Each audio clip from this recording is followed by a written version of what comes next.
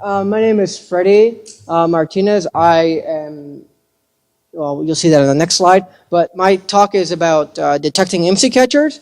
The motivation here is that we've been talking about IMSI catchers in this community area for, maybe half a decade now, and my goal here is, you can build your own IMSI catchers for about $700 now, $600. Who's building their own IMSI catchers?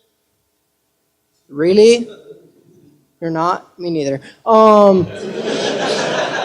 So you can build your own IMSI catcher for a couple $100, and the detection and counter surveillance stuff is way behind. So the motivation here is to bring the counter surveillance back to, we're going to catch up. And that's the goal here. The idea is centered around political protests, because the types of things that IMSI catchers can do are very important for like activists. So if you're at a political protest and someone's wearing an IMSI catcher and is like sniffing all your cell phone communication or is socially mapping the network, that's problematic, and it reduces the ability for people to participate in democratic processes. So that's the motivation here. And also, we're going to talk about things that are cheap, easy to use, and practical, right? Like a lot of us here in this room could probably run a software-defined radio, but I am not going to be running around a protest with a laptop and an SDR plugged in. That's not going to happen. So, yeah, let's get into it. So, a little bit about me. I'm a physicist, and I'm a sysadmin. Vice called me a skinny, fidgety 27-year-old. Thank you, Vice. Some of the work that we've done has been featured in Ars Technica, Al Jazeera, things like that. And I am also an anarchist, and I've been working with leftist organizations for a long time. So the things that we are involved in require security, require information. It requires understanding the threats that we're facing. And for a long time, that knowledge has been lacking. So one of the things that I want to do is merge the political world and the information security world and put these things together in a way that is going to achieve our goals. So the problem. So in Ukraine, the police obtained tower dumps and sent mass text messages to these people like, you're participating in a protest. That's bad, and is essentially trying to scare people from being involved in things that are relevant to them.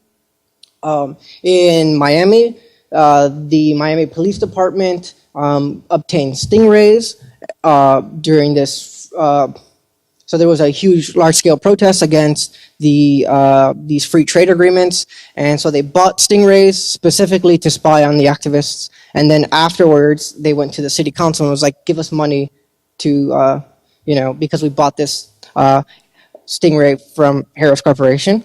And then in Germany, we've gotten reports that local police are lending each other Stingrays around political protests. So there's this group that's developing IMSI Cure, which is an Android application to detect IMSI catchers. They have documented this sort of work that's happening. So these are not like theoretical problems. These are actually happening. So if you don't believe me, just do a little bit of, this stuff is happening. And to avoid it would be to ignore the scale of the problem. Okay, so capabilities. Voice intercept, text message intercept, gathering of IMSIs, which is your phone number plus some other stuff. I'm not going to go into the technical details about how IMSI catchers work, but okay, so then dial number records, who you're calling, duration of calls, that sort of stuff. And then you can also do things like man in the middle, send messages from Mike's phone or whatever, like as Mike instead of as whatever. So this is like so the scale is like essentially if you're sending an unencrypted call or text, like someone is going to sit there and could do all sorts of nefarious things. Okay, so last year, the group at Tobias Singo and Carson No and all of those, that group the reverse engineering of Qualcomm chipsets at CCC last year. So they were really Snoop Snitch, really great work. I myself came to DEF CON 22 last year, and I was really interested in MC catchers. Specifically, how do I get into the baseband of these MC catchers? And so I just started filing a bunch of lawsuits. I think Chicago police told me that my requests are the only thing they work on full time. Like one guy said, like, this is all I do for 40 hours a week. So yeah, my idea was like, I'm gonna take a software-defined radio. I'm gonna walk around, protests, and like look for changing transmission channels, look for new broadcasts, things like that. It's impractical for three reasons. If you're a protester and you're walking around with a laptop, the police are just gonna like smash your shit. If you're also, I didn't really know how to run like a lot of the Wireshark tools and stuff like that. So I obviously go to the Wireless Village and learn some of that stuff if you're interested. And the other reason that it's impractical is that like it reduces your ability to function and actually be an activist type of thing. So that was the idea. That was like the last year. Over this year, we've been learning about this DRT technology. It's a Boeing subsidiary, and what they can do, and this is like real-time location tracking. It is breaking, you could break hundreds of cell phones encryptions in under a second. And it was developed with the CIA help. The NSA runs this stuff. I think they're collected like 80 million records on Norwegians. Ali Winston had a great report out this morning, so go read it if you're interested. But essentially, they're collecting this stuff, and this is local police departments that could break cell phone encryption in under a second, which is extremely problematic. Whether or not they're doing that is we don't know, but they've been doing this for a decade. So there are new documents out today. You can go look for them or talk to me after the talk. Okay, so now we want to do counter surveillance. The requirements are going to be pretty easy, right? You're an activist. You're worried about surveillance. What do? First, you need to start with something that's cheap. A lot of us don't have money. It's just the truth. We also want something that's easy to use or commercial off the shelf. It has to be within, I don't know, a couple $100, maybe $50 or so. And it has to be low barrier to entry. What I mean is easy to use, right? Like, again, that idea of walking around with a software-defined radio isn't going to work because there's maybe 3 of us that could do this type of work in Chicago, and they're all in this room, right? So, this is what we want, right? We want low barriers to entry. So how do we do this? And I'm going to give you real examples of things that we've done, because this is like, yeah, okay. So counter surveillance. How do we do counter surveillance? The first step is that activists know that we're being surveilled. This is like a part of the function of control, right, that the police have. They are going to monitor everything you're doing. That includes your Facebook, whatever. We know that they're doing this, but when we pick up their surveillance, you don't want to tip your hand. You don't want your adversary to know what you're doing. This is like rule number 1 of counter surveillance. One of the things that's great is that we live in these cities that we function in, so we know our operating environments. We know which alley to run down, and we know which train station has the least number of cameras. So one of the things that you need to know when you want to do practical cell phone counter surveillance is, what does your city look like?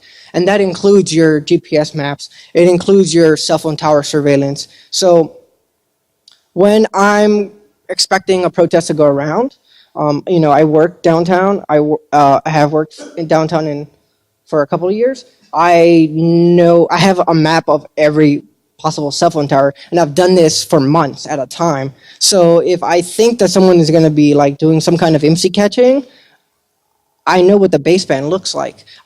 So this is a key portion, right? You don't want someone to be setting up on you, so you have to set up on them early. This is like a thing to do, right? So what I would say is if you're interested in catching MC catchers, show up an hour before, show up a day before, and take your basebands. And then when things are happening, you're not surprised, right? Like you might catch an MC catcher, you might not, but you know what to look for because you don't have any anomaly. Any anomaly will tell you something, but if you don't have a baseband, then it's basically useless. You're just kind of speculating in the wild here. And we don't want to do that. We're like rigorous, right? We want to be sort of scientists, right? So yeah, show up early and take notes. Evasion. So last year, there was a huge solidarity march with the people of Palestine during the latest assault on the Gaza Strip. So one of the things that we arranged to do is we had a pirate box. They're essentially wireless, like APs. And by the way, shout out to the person who's running a pirate box at DEF CON. I saw that. So essentially, it's a chat client, Wi-Fi only device. You connect, you can talk, you can do anonymous file uploads and downloads. It's really cool. It's really cheap. It's like $30 or something. Piratebox.cc is their webpage. And we were able to sort of, operate without any kind of cell phone communication at all. So if you're interested, pirate boxes are a great way to hide from any kind of surveillance, including like your telco. So another thing that we did was we were supporting a Black Lives Matter protest, and you can't see that right now. But so what happened is we had a person off site who was listening to the police scanner and was telling us like where the police were moving. And we were doing this all over Signal, TechSecure. And what was funny is that over the police scanner, we heard this update, like they might be monitoring CW2, which is their citywide thing that they use for crowd control. And we were able to pick that up too. And we were able to move through the city without any problems, right? Because we were able to essentially operate as if the police were blind to our movements. So again, if you're an activist or you're just a person in general and you're not using Signal, you're really fucking up here.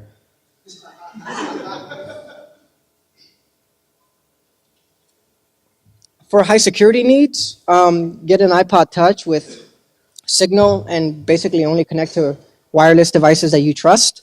You can do the same thing with an Moto E, the Android version, right? They're like $90 now, I think. Check out all the components, like they have accelerometers that can actually, like if you have an accelerometer with a Moto E or any kind of device, it can pick up your, like how you walk, and that can be used to biometrically track you. So buy these like really cheap burner phones and rip out everything, rip out the Bluetooth, rip out anything that's not a wireless device or a GSM radio. So that's really like important. That's what we've been doing a lot. We love these Moto E's because they're so cheap and they work. And they have the Qualcomm baseband chipset. So use those. And then in China, one of the things that was reported is they use FireChat, this wireless mesh network. You can check that out. The problem with mesh networking is that they don't scale very well. But if you've got like 30 people that you want to communicate with, kind of pseudo-anonymously, mesh networks are great for this sort of stuff. So detection is hard. Again, like I said, you have to show up early. You have to really understand your operating environment. So it's a little bit hard to see over here, but there's this Richard J. Daley Center. This is a federal building. There is a big plaza that is used there for political rallies. What has happened before, when we were a little bit less rigorous, we had a political rally in February of 2014, and an unmarked squad car pulls up. And in Chicago, they're unmarked in that they're unmarked in that they like obviously don't show police colors, but they have a special license plate that they all use. So we know it's a police car. And as soon as it parks, some GSM broadcast starts coming out of the car. This was the first type of event that we had seen. And we were not ready for this sort of thing. So the first thing that happens is someone runs to the police car and says, "You're running a Stingray," and then the car drives off, right? This is not what you want to do. Don't do this. This is like tipping. This is what I said. You're tipping your hand. But we've seen similar things like at other Black Lives Matter protests. And so this is like kind of a map of what I was doing, like just, again, surveilling basebands, you know? Just, I need to know what downtown Chicago GSM looks like. So we've been doing this for a while. And then on top of it, wrong laptop. On top of it, I've taken Moto E's, I've routed them, prepaid SIM card, I've installed Snoop Snitch, which again is the group that's done the most work about IMSI catching, and they've released this open source application for Android, and that's great. You might install it, everyone in this room might know how to run Snoop Snitch, but that doesn't tell you anything, right? You actually have to go out into communities that are doing this sort of stuff, doing this sort of work, and teach them, like, what are the risks here? What does an IMSI catcher tell you? Why would you even care that an IMSI catcher is present? So we've done that. We've been doing trainings, across the country. I see a guy from ACLU. I won't say your name, but like maybe if I was with them and they knew I was going to a protest, I would give them the phone or give a neutral third party the phone, right? This is what you want to do. You want to be able to operate, but you also want to have someone that's watching your back. Journalists or legal observers, yeah, exactly. So these are the kinds of people that you want watching your back. Journalists would be good. Exactly. Okay. Hardware detection, I've been working on, so there's this company that sells phonas, they're 2G microcontrollers. Essentially what you do is you get direct baseband access as serial modems. They're only in 2G, but you can access it directly. And so I've been working on a little bit of code. It's essentially a logger, right? You log all the GSM information that you can. You can query neighboring cell phone towers. You can query what ciphering mode is used. So you just write some code. This is more like a hardware hacker level type of talk or type of thing that you would do. But you can totally do this. Unfortunately, it's not in like 3G or 4G or LTE, but yeah, if you have direct baseband access, you have so much more information, which is why Snoop Snitch and all these tools are like so powerful. Okay, future work. As I mentioned, we understand these risks, but we're technical. The people that are most at risk for surveillance are not technical. They're poor people. They're immigrants. They're sex workers, they're, undocumented workers, they're, people of color, and they don't know these risks. All right, so I can sit here and tell you that there are tools to dump your cell phone forensics, but that doesn't tell you anything. If you talk to someone who's been stopped and frisked by Chicago police or NYPD, and you tell them that these things exist, that might, get them to encrypt their phone or something. So our goal here, or our task, is to go and teach these things to what we would call maybe common people, but just everyone, right? Because other people, don't know these things and we do. So it's on us to really do some mutual aid and assist others. Find people that you trust and give them Moto E's, like legal observers, journalists, like root the phone and give it to them. It's maybe an hour's worth of work, but it will tell you a lot about what's happening in your city and like really nefarious activities that the police departments do, because they do it. The cost of surveillance is only going down for cell phones, and it's really on us to make it more expensive, and that means like making detection easier. And if we make detection easier, then it's only going to drive up the cost of surveillance, and that's what we want. We want to raise the barrier to entry for police departments or FBI or whoever is doing the surveilling. And then if we had access to like 4G, LTE, microcontrollers, we could do a lot more interesting things. Right now, that's not happening outside of like Snoop Snitch and things like that. I will mention one last thing, is that governments are getting into the space of MC catching. I don't have $7 million for a commercial solution. I don't know anyone who does. If you have $7 million, come talk to me after. But, if we can push these things, so yeah, $7 million right now. In 5 years, it's not going to be $7 million. It's going to be more like several $1,000s, right? And that's a lot more approachable. So what we want to do is we want to be those people that are hacking on the software side or on the personal. So we want to hack, right? We want to hack such that it makes it so much cheaper and easier to detect this cell phone surveillance that it makes it impossible for them to operate. And that's only going to happen if if we actually talk about these issues and really actually go out into our communities and do these things.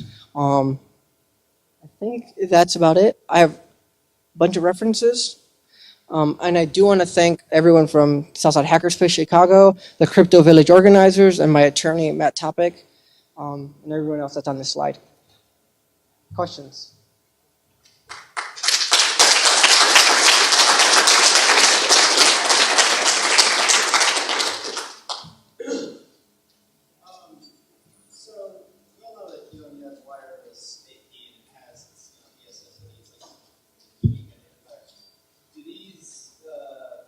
You're talking about pirate boxes specifically, or?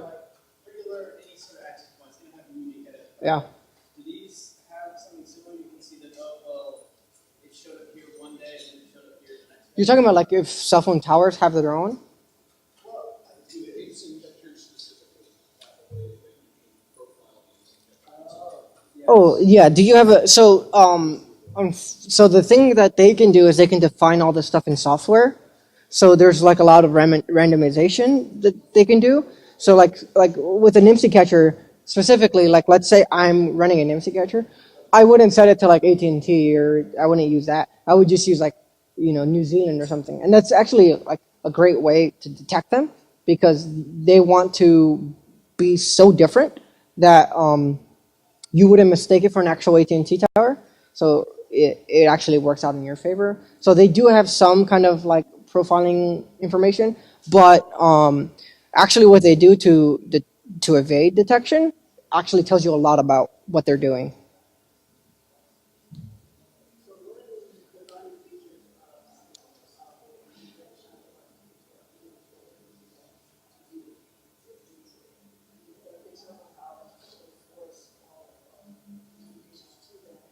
Hello? All right, everybody. It is 5 o'clock. Technically, it's quitting time. If you could wrap up what you're doing right now, Yeah. and then exit the door, please, that would be much appreciated. Thank you. Yeah. So the question is, like, one of the things that MC catchers do is that they force your phone to transmit at like full power. What other hardware defining attributes are there? So actually, that's so with MC catcher specifically, that's an active attack. That's an active. There are two modes: passive and active.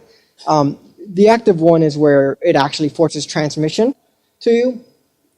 That's actually a lot easier to observe. The passive side is where they just kind of like set up outside of an embassy and will just set up an MC catcher and see everyone coming and going. That's actually a lot harder to detect. And what I suspect is happening is that it's a lot more passive surveillance that's happening, not this active stuff. So what you really need, this is why I like setting up early and doing this, you understand what environment you're operating in is important, because like on the time scales that we're interested in, like, the police are not going to set up a day early on you, so you just set up early on them. And they're going to show up an hour before, or maybe 30 minutes into the action, and then you have that. So we don't, what I would think is that there's not active attacks that are happening. It's probably just like a lot more passive and just social networking of, who's going into what. So in Chicago specifically, the protesters are tracked by the gang intelligence unit, and that's also the case in LAPD, I believe, that they do this stuff. So like the LAPD is going to treat you like an organized gang or whatever, but they're not yeah, so the point is that they're going to do like really passive stuff because they're only interested in socially networking, or how does this map look about who's talking to who. So if you understand like how they do their investigations into protesters, then that's why they're doing it passively, because they want to socially network people. They're not trying to like get you to like, they're not trying to track you to your apartment because that's really expensive for them. Question.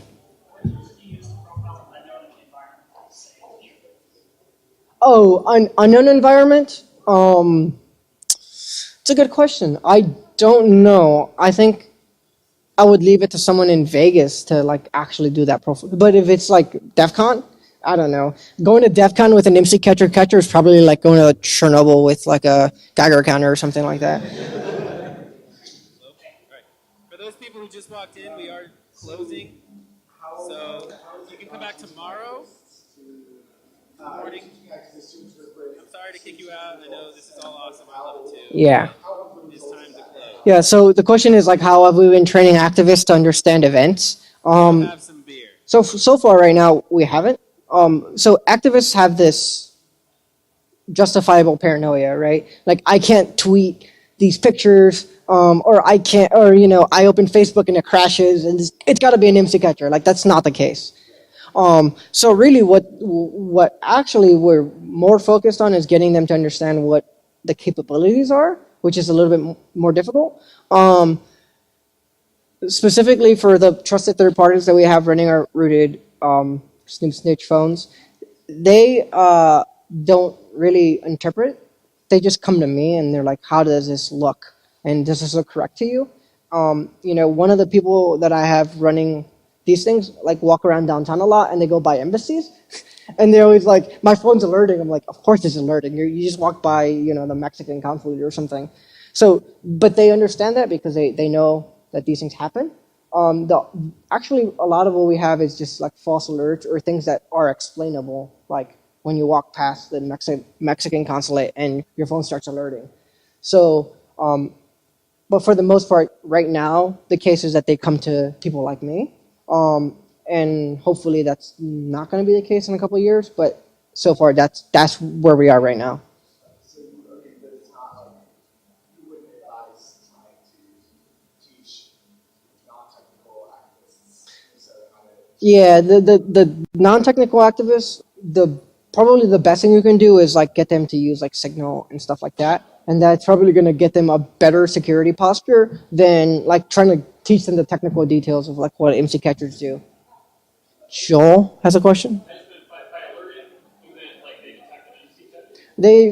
So there are different levels of alerts, and they like get like warnings or like maybe medium level alerts, and it's probably a lot harder to get like a real, black or whatever. You're being wiretapped right now. So when I say alerting, I'm saying like people are getting like suspicious activity alerts.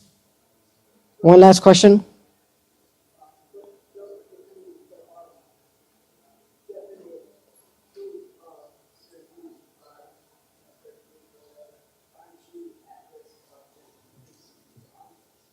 So the question is whether or not we're increasing the arms race by doing MC catching. I don't know. Like Harris Corporation is trying to buy like a bunch of MC catchers. So what does that tell you about it? It's probably they're trying to reverse engineer some of the stuff that's being developed in software. So if the question is about increasing the cost of doing things, like great. If it makes it more expensive for spies to be spying, because spies are going to spy, I'm all for it, because that's fine with me. I'm with it. If it is an arms race, because like all things that are technical are arms races, right? But I think 100 years from now, if we're talking about wiretapping, like wiretapping used to be so easy you could actually like literally plug wires in and read the voice, right? And now it's a little bit more difficult. It's more, there are different technical limitations. So if it's about increasing the capabilities of your adversary, then I'm all for it. They're still going to find their money. Like the FBI is still going to get their money to, wiretap people. Like that's always going to happen. But if it makes it a lot harder for them to do it, then I'm all for it because, the FBI is horrible. Okay, yeah, Cooper, go ahead. Actual last question. Are there any indications that that law enforcement agencies are worried about MC catcher catchers, or like that's just off their radar? Ask me again in a year or two. No, so the question is whether or not like police are worried about MC catcher catchers. I don't think so, because even like the capabilities of MC catchers are very compartmentalized in police departments. They don't want other cops to talk about, like, to know. Like if you're like a beat cop or something and you're not in like gang intelligence, they don't want you to know that they can like sniff numbers out of the air, because you might talk to your spouse about it, or your partner. So even police don't want people to know about this stuff to their own culture. So yeah, it's very segmented. Maybe there's, I don't know, maybe 40 people who really do like surveillance, like with MC catchers in your major local police department. But no, they don't even know about this stuff. So MC catchers is probably not going to get to them in maybe like a couple years. Yeah, so we want to be ahead of the curve here. Yeah. Thank you, everyone.